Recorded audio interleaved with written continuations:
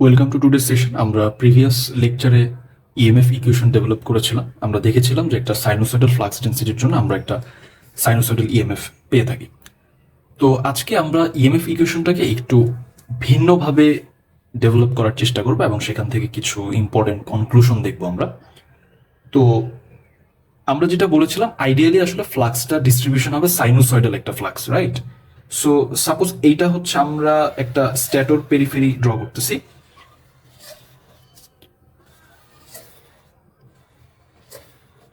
তো এইখানে একটা স্লট নিছে একদম ভার্টিক্যাল পজিশনে, ঠিক আছে? তো আমরা দুইটা পজিশন নিয়ে কথা বলবো, তাই দুইটা ড্র করেছে। তো জাস্ট থিঙ্ক যে আমাদের ম্যাগনেটিক এক্সিস মানে হচ্ছে রোটর ম্যাগনেটিক এক্সিস, নর্থ সাউথের যে এক্সিসটা, ডিরেক্ট এক্সিস বলি আমরা এটাকে, এইটা এই বরাবর একদম ভার্টিক্যালি আছে।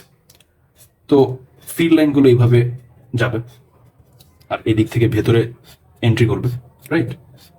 সো পোলের মধ্যে সবসময় ফ্লাক্স ডেন্সিটি ম্যাক্সিমাম হয়। তো এই পজিশনে স্ট্যাটরের এই স্লটে যে কন্ডাক্টর আছে, এটা ম্যাক্সিমাম ফ্লাক্স এখানে লিঙ্ক হচ্ছে, রাইট? আর ঠিক আরেকটা পজিশনের কথা যদি বলি, রোটরটা যেহেতু রোটেট করে, ওর সাথে সাথে ম্যাগনেটিক ফিল্ডটাও রোটেট করতেছে, রোটর ম্যাগনেটিক ফিল্ড। আরেকটা টাইম ইনস্ট্যান্টে আমরা যদি অবজার্ভ করি, আমাদের এখন ম্যাগনেটিক এক্সিস এটা যদি এখন ঠিক হরিজন্টালি থাকে, তখন কি হচ্ছে আসলে, রাইট? ফিল্ড লাইন বের হচ্ছে এদিক থেকে, সাপোজ এদিক থেকে প্রবেশ করতেছে। সো এখন আগের পজিশনের সাথে এটা পারপেন্ডিকুলার মানে হরিজন্টালি আছে। এখন এই স্লটে যে কন্ডাক্টর আছে, ও যে ফ্লাক্স এটার মধ্যে যে লিঙ্ক হচ্ছে, এটা অলমোস্ট জিরো, রাইট? বিকজ পোলের মধ্যে নর্থ পোল সাউথ পোল, এইখানে আসলে ফ্লাক্স ম্যাক্সিমাম হয়, ফ্লাক্স ডেন্সিটি সবচেয়ে বেশি। ঠিক পারপেন্ডিকুলার ডিরেকশনে flux density minimum and it's almost zero, ঠিক আছে? তাহলে আমরা যেটা দেখলাম যে আমরা যদি আইডিয়ালি চিন্তা করি যে আসলে আমাদের ফ্লাক্সটা যদি সাইনোসয়েডাল হয়, তাহলে হচ্ছে বিষয়টা আসলে কি দাঁড়ালো? সাপোজ এইদিকে আমি ফ্লাক্স নিলাম, এইদিকে আমরা যেহেতু ফ্লাক্সটা সাইনোসয়েডালি ডিস্ট্রিবিউট হয় আমরা চিন্তা করতেছি, তাহলে ফ্লাক্সের ফাংশনটাকে, এটা কিন্তু flux not flux density, flux ডেন্সিটিকে আমরা ভি দিয়ে ডিনোট করি। তো এটা হচ্ছে ওর অ্যামপ্লিটিউড বা maximum value, and it can be written like this, right? তো আমরা যেটা রেফারেন্স নিয়েছি সেই অনুযায়ী এটা কজ ফাংশন হবে, সাইন না। সাইন অ্যান্ড কজ দুইজনই সাইনোসয়েডাল অ্যাকচুয়ালি, জাস্ট ওদের মধ্যে 90 ডিগ্রি ফেজ শিফট হয়। আমরা স্টার্ট করেছি যে পজিশন থেকে, সেখানে আসলে ম্যাক্সিমাম আমি বলতেছি যে আমরা ধরেই নিয়েছি যে omega t is equals to জিরোতে, আসলে আমাদের 0 ডিগ্রিতে তখন হচ্ছে এই পজিশনে আছে, আর এটা হচ্ছে omega t is equals two 90 ডিগ্রিতে, তখন কিন্তু ওর মধ্যে লিঙ্কড ফ্লাক্স জিরো। তো আমরা এই কন্ডাক্টরে কি ফ্লাক্স ইনডিউসড হচ্ছে বা লিঙ্ক হচ্ছে, সেই ফ্লাক্সটা যে লিঙ্ক হচ্ছে এইটার জন্য আসলে আমরা গ্রাফটা ড্র করতেছি। কন্ডাক্টরের পার্সপেক্টিভ থেকে দেখলে ও দেখবে omega t is equals to জিরোতে ওর মধ্যে ম্যাক্সিমাম ফ্লাক্স আছে। সো ওমেগা টি, এইদিকে আমরা ওমেগা টি রাখি, omega t is equals to জিরোতে ম্যাক্সিমাম ফ্লাক্স আছে। আর যখনই 90 ডিগ্রি রোটেট করেছে ম্যাগনেটিক ফিল্ড, তখনই ওর মধ্যে জিরো ফ্লাক্স লিঙ্ক হচ্ছে, রাইট? সো যেহেতু এটা সাইনোসয়েডাল, তো আমরা বলতে পারি যে আসলে জিরোতে ম্যাক্সিমাম হবে, 90তে কি হয়ে যাবে, জিরো হয়ে যাবে। আবার ঠিক পরের 90তে নেগেটিভ দিকে ম্যাক্সিমাম হবে, তখন সাউথ পোল ওর মধ্যে লিঙ্ক হবে, এখন নর্থ পোল ছিল, পরের 90তে সাউথ পোল, তাই নেগেটিভ পিক পাওয়া যাবে। এইভাবে করে আসলে ফ্লাক্সটা ওর মধ্যে দিয়ে লিঙ্ক হবে, sinusoidal flux, right? So omega t is equals to জিরোতে এটা maximum, omega t is equals to 90তে মিনিমাম মানে জিরো, দেন হচ্ছে পরের 90তে নেগেটিভ দিকে যাবে, ওইটাও ম্যাক্সিমাম বলা যায় বাট সাউথ পোলের জন্য নেগেটিভ ডিরেকশনে, আর এইখানে হচ্ছে কি পরের 90তে আবার জিরো হবে। তো এইভাবে করে ফ্লাক্সটা আসলে ইনডিউসড হচ্ছে। এখন প্রশ্ন হতে পারে যে আসলে আমি কি সাইন দিয়ে দেখাইতে পারতাম না? হ্যাঁ, দেখানো সম্ভব ছিল। তাহলে আমরা রেফারেন্সটাকে 90 ডিগ্রি ঘুরিয়ে চিন্তা করতে হবে। আমরা এই পজিশনটাকে omega t is equals to জিরোতে চিন্তা করব, আর আমরা ধরতে পারি যে এই পজিশনটা omega t is equals to 90তে, তাহলে তখন জিরো থেকে স্টার্ট হয়ে যাবে। সো এইটা আসলে তেমন কিছুই না, তখন ফাইয়ের ফাংশনটা আসলে আমি যদি এইখান থেকে omega t is equals two zero count করতাম, মানে আমাদের রেফারেন্স এক্সিসটা হরিজন্টাল, এখান থেকে স্টার্ট করতেছি, দেন 90 ডিগ্রি পরে দেখা যাবে ও ম্যাক্সিমাম ফ্লাক্স পাইছে। দেন এইভাবে করে কি তখন সাইন ফাংশন দিয়ে আসলে দেখানো যেত, তখন আসলে ওকে দেখানো যেত যে সামথিং লাইক দ্যাট, রাইট? তখন ওর গ্রাফটা এইভাবে দেখানো যেত। সো অ্যাকচুয়ালি এটা আমাদের রেফারেন্স কোনটাকে নিচ্ছি বা কোন জায়গা থেকে নিচ্ছি এটার উপর ডিপেন্ড করবে। কজ আর সাইন সবাই সাইনোসয়েড মানে সাইনোসয়েডাল ইন নেচার, জাস্ট ওদের মধ্যে 90 ডিগ্রি ফেজ শিফট থাকে। সো হোয়াট এভার, আমরা যে কোনোটা নিয়েই কাজ করতে পারি, কজ আমাদের রেফারেন্সটা কোন জায়গা থেকে এটার উপর আসলে এটা ডিপেন্ড করবে, রাইট? Okay fine. তো এখন আমরা একটু ইনডিউসড ইএমএফ এর দিকে হাঁটি, যে আসলে ইনডিউসড ইএমএফ এর ক্ষেত্রে যদি কিছু কথাবার্তা বলি তাহলে আসলে কি হচ্ছে। তো in case of induced EMF আমরা ফ্যারাডের যে ল জানি, ফ্যারাডে যেটা বলেছিল ইনডিউসড ইএমএফ হবে number of turns in the coil and the change of rate of change of the flux. কয়েলের মধ্য দিয়ে ফ্লাক্সের যে চেঞ্জ আসতেছে সেটা রেট, অ্যান্ড ওই কয়েলে কতগুলো টার্ন আছে বা লুপ আছে সেইটার প্রোডাক্ট করলে আসলে ইএমএফ এর ভ্যালুটা পাওয়া যাবে। বাট এইটা ফ্যারাডে বলছে, যখন লেঞ্জ আবার ওর থিওরি দিল, লেঞ্জের যে প্রিন্সিপাল দিল, ওই লেঞ্জের প্রিন্সিপালকে কনসিডার করলে সামনে একটা মাইনাস দেওয়া লাগবে, রাইট? সো এটা আমরা জানি। সো ফাইনালি আমরা যেটা বলতে পারি যে আসলে E is equals to minus of N d phi by d t. But in case of magnitude, I mean শুধু ভ্যালু চিন্তা করলে মাইনাসের কোনো দরকার নেই, যেটা আসলে ফ্যারাডে বলেছিল। তো আমরা ধরে নিলাম যে আসলে ফাই আমরা এটা পাইছি, ঠিক আছে? সো নাও আমি ফাইয়ের ভ্যালুটা এখানে বসিয়ে দিই, বসিয়ে দিলে আসলে ইনডিউসড ইএমএফটা কি আসতেছে। সো মাইনাস এন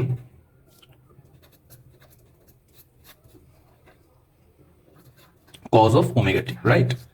সো আমরা জাস্ট ফাইয়ের ভ্যালুটা বসিয়েছি, এখন ডিফারেন্সিয়েট করতে হবে। তো ডিফারেন্সিয়েট করলে এইটা ইউ, এটা ভি। আমরা জানি যে ডিফারেন্সিয়েশনের ক্ষেত্রে ইউভি ফর্মুলা বলে একটা ফর্মুলা আছে। সো সেই কনসেপ্টটা যদি ইউজ করি, সো ফার্স্ট অফ অল আমি যেটা করতে পারি যে ফাই এম এর মতোই থাকবে, এখানে হচ্ছে ওমেগা আসবে, রাইট? ওমেগা আসবে, আর কজ ওমেগা টির জন্য একটা মাইনাস সাইন ওমেগা টি আসবে। Okay fine. একইভাবে ইন নেক্সট কেস আমরা যেটা করতে পারি, এন কজ ওমেগা টি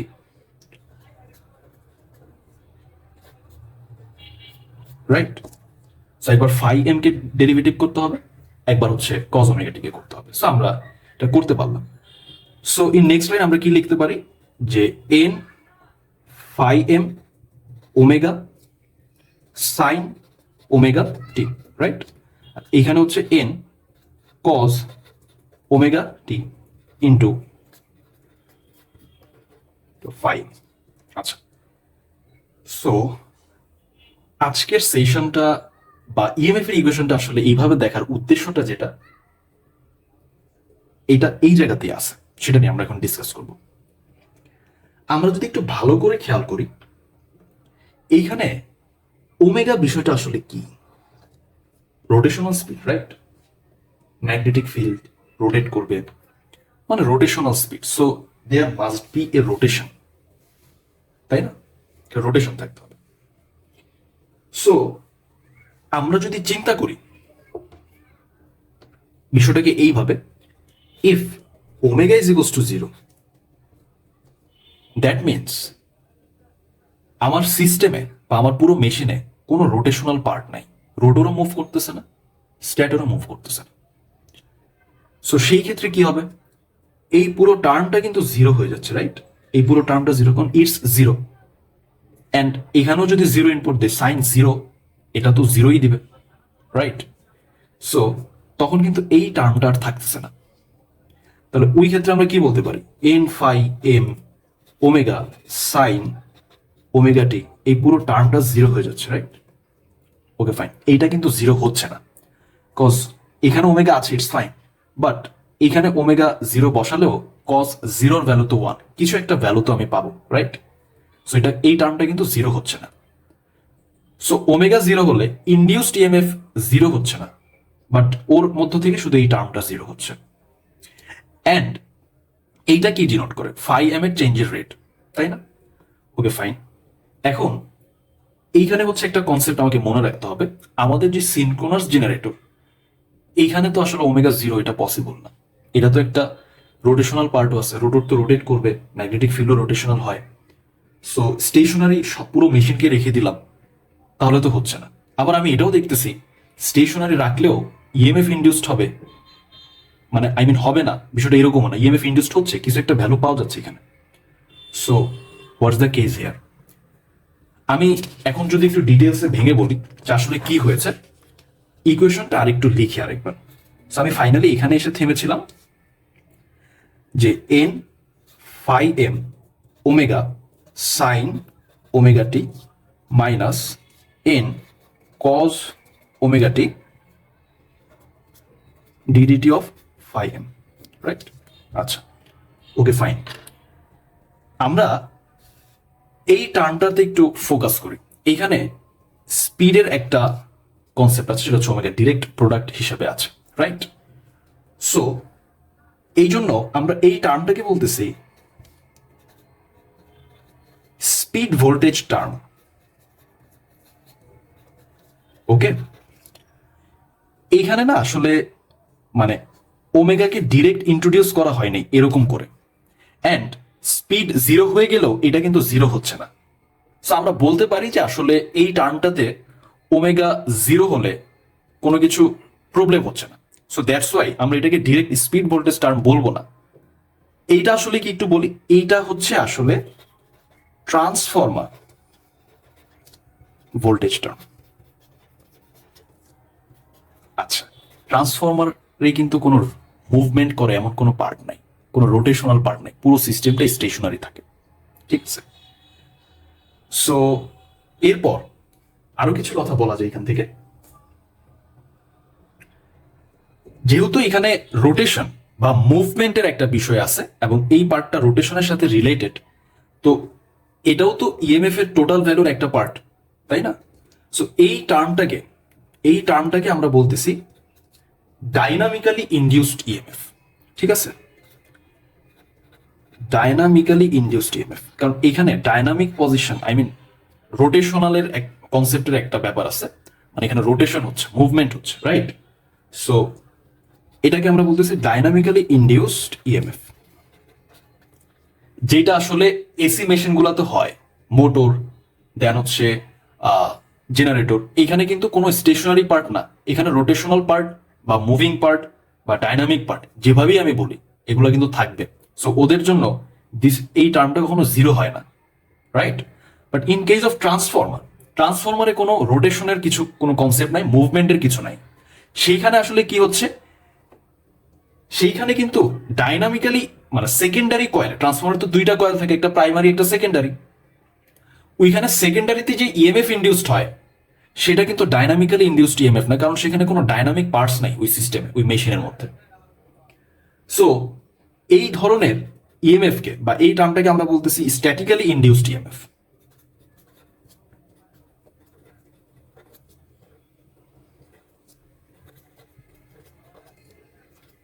ওকে ফাইন। এখন বিষয়টা হচ্ছে আমরা যদি একটু ভালো করে দেখি এই ডাইনামিক্যালি ইনডিউসড ইএমএফ কখন আসতেছে, যখন আমাদের মেশিনের রোটর রোটেট করতেছে, আমরা একটা প্রাইম মুভার দিয়ে এটাকে রোটেট করাচ্ছি, স্পিড থাকবে, স্পিড জিরো হবে না, তখন আমরা এই ইনডিউসড ইএমএফ পাচ্ছি। আর আমরা আমাদের প্রিভিয়াস লেকচারগুলোতে এটা আমরা দেখেছি, আমরা এক্সাইটেশন সিস্টেম নিয়ে পড়েছি এবং ইন কেস অফ ইন্ট্রোডাকশন আমরা সেখানেও বলেছি আমাদের জেনারেটরের ফিল্ড ওয়াইন্ডিং আমরা কিন্তু ডিসি সাপ্লাই দিই। What's the reason behind that? কেন আমি ডিসি সাপ্লাই দিচ্ছি? থিঙ্ক হেয়ার, আসলে ডিসি সাপ্লাই দেওয়ার উদ্দেশ্য ছিল ম্যাগনেটিক ফিল্ডকে কনস্ট্যান্ট রাখা। এখন ম্যাগনেটিক ফিল্ড কনস্ট্যান্ট কিভাবে থাকে? ও north south pole position change করবে না, রাইট? সাপোজ আমি যদি বলি, এই যে আমরা একটু আগে যে এক্সাম্পলটা দেখেছি এখানে, এই যে নর্থ সাউথ পোল, সাপোজ এটা হচ্ছে আমাদের রোটর, ঠিক আছে? এটা আমাদের রোটর, গ্রিন কালার দিয়ে আমি রোটর পেরিফেরি বললাম। নর্থ পোল এখানে আছে, সাউথ পোল এখানে আছে, রোটর রোটেট করবে, এটার সাথে সাথে নর্থ সাউথ পোল রোটেট করবে। It doesn't mean north south কিন্তু ওদের ফেস চেঞ্জ করবে না, মানে ওরা কখনো এইটা সাউথ কখনো এইটা নর্থ এরকম না। এই ম্যাগনেটিক এক্সিসটা এখানে নর্থ মানে এটা ফিক্সড, রোটেট করতেছে, ইটস ফাইন, রোটর রোটেট করতেছে তাই ওরাও রোটেট করবে, ঠিক আছে? বাট নর্থ এখানে ফিক্সড, সাউথ এখানে ফিক্সড।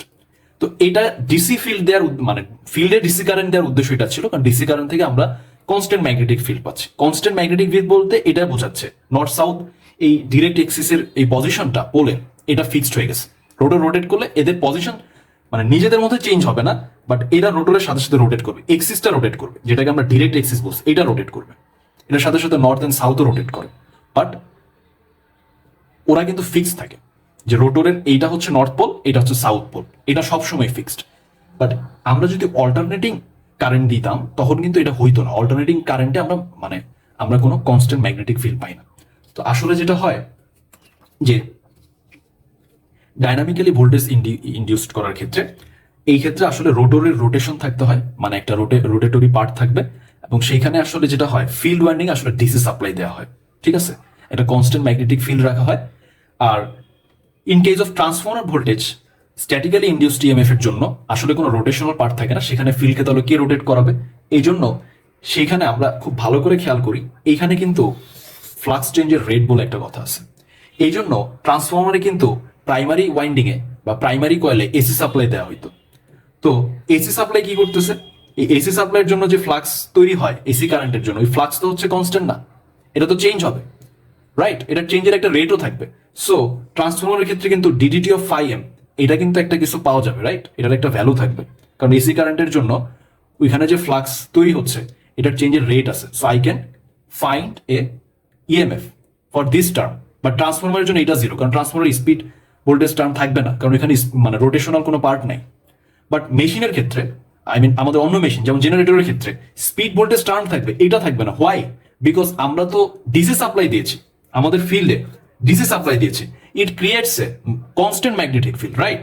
সো ওইখানে ফ্লাক্স চেঞ্জ হওয়ার, এই ম্যাক্সিমাম ফ্লাক্স ফাই এম, এটা চেঞ্জ হওয়ার কোনো কনসেপ্ট নাই। So d dt of phi M টোটালটা জিরো। সো আমরা স্টাডি করতেছি সিনক্রোনাস জেনারেটর নিয়ে, সো আমাদের বেসিক্যালি এটা নিয়ে কোনো কাজ নাই।